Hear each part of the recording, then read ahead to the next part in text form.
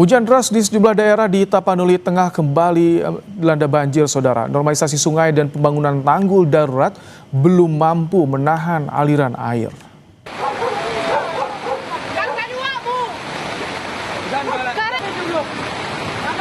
Arus deras langsung menghantam permukiman warga di Kecamatan Tuka yang sebelumnya dilanda banjir dan longsor. Pembangunan tanggul darurat tidak mampu menampung aliran air sehingga merendam permukiman warga.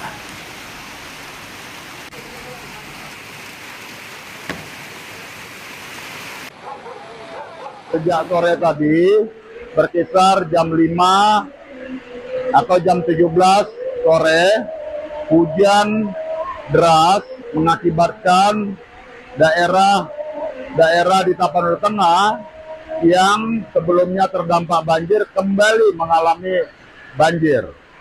Air meluap tinggi, sedimen yang sudah dibersihkan dari sungai, kemudian air tersebut kembali penuh, tanggul darurat yang sudah kita buatkan itu kembali jebol dan air mengalir sangat deras serta dipenuhi oleh kayu, dan masyarakat sudah kita evakuasi dan kita himbau masyarakat untuk menyelamatkan diri, menghindari daerah-daerah banjir dan juga mewaspadai potensi adanya longsoran.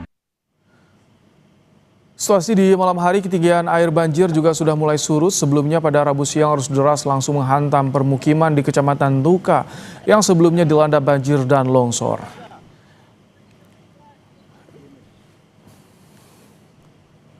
Informasi lebih lengkap soal banjir yang melanda Tapanuli Tengah, kami saat ini sudah bersama dengan Bupati Tapanuli Tengah, Masinton Pasaribu.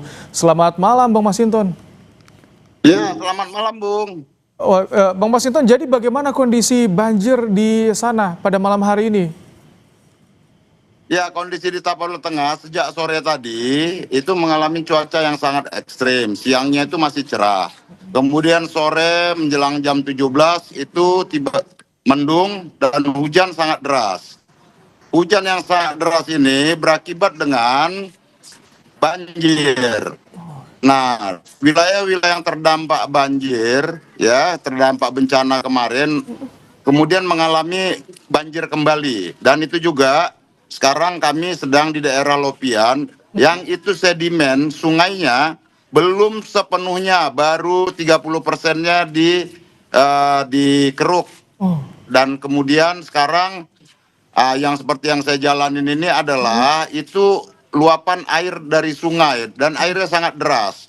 Jadi tinggi permukaan air sungai dengan pemukiman warga itu sudah sama. Jadi warga sekarang sangat was-was, terutama ibu-ibu yang bersama saya. Ini mereka masih trauma dan sekarang sedang melakukan evakuasi Bang Masinton, di puskesmas terdekat. Bang gitu. Masinton, Bang? Ya. Itu kejadian banjir bandang sama seperti di akhir tahun kemarin, secara tiba-tiba langsung, Bang? Iya, ini hujannya tadi deras. Nah, di hulunya juga deras, maka tumpahan air tersebut sangat deras ke bawah, ke wilayah bawah begitu. Sehingga posisinya nyaris sama seperti tanggal 25 November lalu curah hujannya. Nah, ini juga masih kayu-kayu yang ada itu juga terbawa air kembali. Ini jadi berapa kecamatan, Bang Masinton, yang terdampak? Nah, kecamatan yang terdampak itu ya ada 12 kecamatan.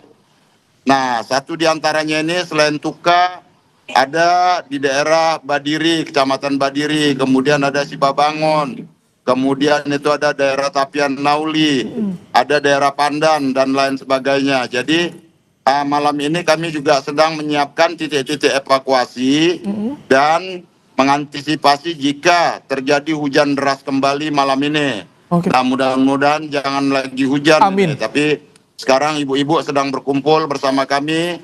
Ini mereka tetap siaga, waspada, mengantisipasi jika terjadi hujan deras. Baik, Bang Masinton, jadi saat ini dipastikan warga dari 12 kecamatan sudah berada di tempat yang aman untuk evakuasi, tidak di rumah masing-masing yang dekat dengan aliran sungai?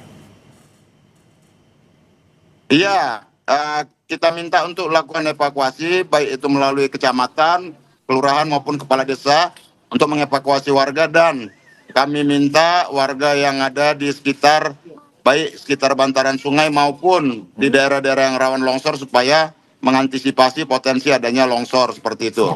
Sebetulnya penanganan banjir yang tahun kemarin sampai di mana sih Bang Masinton? Apakah dari hanya sebatas perbaikan tanggul atau juga ada perbaikan di hulunya juga, Bang?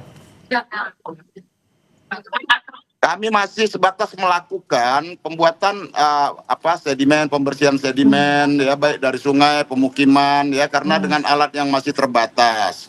Dan kemudian alat dari provinsi, dari kementerian juga masih terbatas. Pembuatan tanggul juga belum dipermanenkan, masih sementara semua masih kami tumpuk begitu. Baik.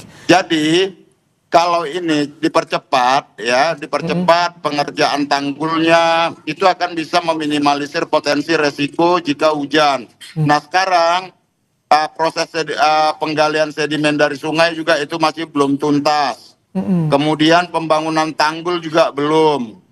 Jadi ini yang menjadi masalah ya buat masyarakat. Sudah hampir 3 bulan menghuni di tempat-tempat sementara, belum ada satu kepastian bahwa itu akan dibangun secara permanen. Nah ini yang menjadi kendala. Sementara alat berat untuk menanggulangi sedimen ya, pembersihan sedimen, baik itu dari sungai dan pemukiman, itu juga jumlahnya masih sangat terbatas. Jadi warga ini merasa was-was terus. Seperti tadi umpama warga itu ya pasti komplainnya kan ke bupati. Iya. Baik. Ya semoga ini segera tertangani Bang Masinton, dan tentu warga juga bisa segera dievakuasi seluruhnya ke tempat yang lebih aman dipastikan. Terima kasih Bupati Tapanuli Tengah Masinton Pasaribu telah menyampaikan informasi kondisi terkini di Tapanuli Tengah.